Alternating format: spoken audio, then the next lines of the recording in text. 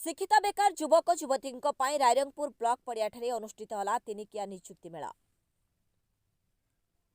मयूरभंज जिला प्रशासन एवं ओडिशा दक्षता वृद्धि प्राधिकरण मिलित सहयोग में आज रायरंगपुर ब्लॉक पड़ियाठारे जिला स्तरीय नियुक्ति मेला अनुष्ठित होइछि।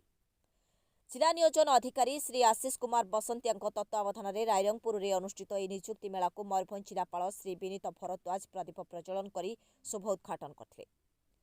कार्यक्रम में अन्यमानक मध्य बामनघाटी उपजिलापाल श्री सरोज कुमार दास, रायरंगपुर अतिरिक्त जिलापाल श्री हेमंत कुमार सिंह, रायरंगपुर गोष्ठी उन्नयन अधिकारी श्री सागर चंद्र मुर्मू प्रमुख उपस्थित थिले। नियुक्ति अपेक्षार आशायी प्रार्थी मानू मेलार पूर्ण सुजोग नेबापी जिलापाल परामर्श दे कहिथिले कि जेहेतु अनेक नियुक्तिदाता एवं चाकरी आशायी अनेक युवक युवती उभय गोटे स्थान में एकाठी होइछन्ति। सेही दृष्टि चाकरी अनशरण थिबा प्रत्येक निज निज पसंद मुताबक चाकरी पाइबारे ए नियुक्ति मेला बेस सहायक हेब। उक्त नियुक्ति मेलारे बामनघाटी उपखंड अंतर्गत 7टी ब्लॉक पंचम श्रेणी पास ठारू 10म +2 +3 ITI डिप्लोमा पास शिक्षागत योग्यता थिबा एवं बयस सीमा 18 वर्षରୁ ऊर्ध्व होइथिबा बहु बेकार युवक युवती अंशग्रहण करथिले।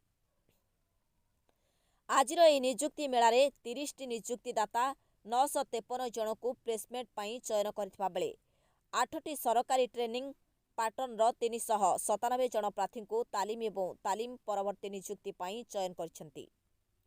सेहीपरि 6 गोटी सरकारी अनुष्ठान 142 जन को आत्मनियुक्ति तालीम एवं अन्य वृत्तिभित्तिक परामर्श पाई चयन करथिले।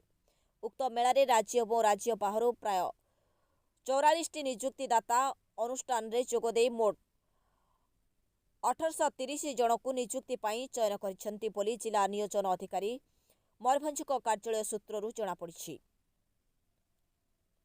Rairangpur Nigamananda Pattnaik report news 13 Odisha.